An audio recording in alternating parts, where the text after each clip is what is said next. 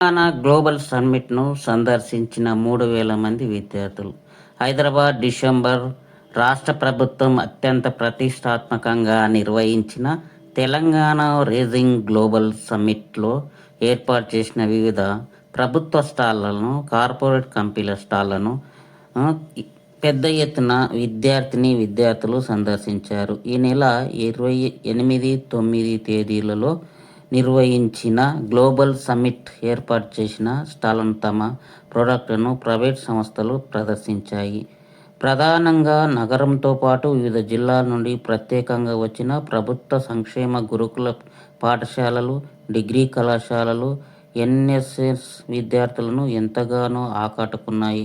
ప్రధానంగా aerospace, Musi river development, handcraft, tourism, education, Karimnagar ikat, Cheriyal painting, cyber crime ఛేదన ఉపయోగించిన పలు అధునాతన పరికరాలు, డ్రోన్స్, రోబో తదితర 27కు పైగా స్టాళ్లను ఏర్పాటు చేశారు. ప్రతి స్టాల్ను విద్యార్థులు అత్యంత ఆసక్తిగా తిలకించారు.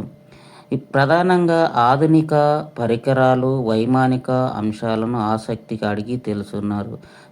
భారత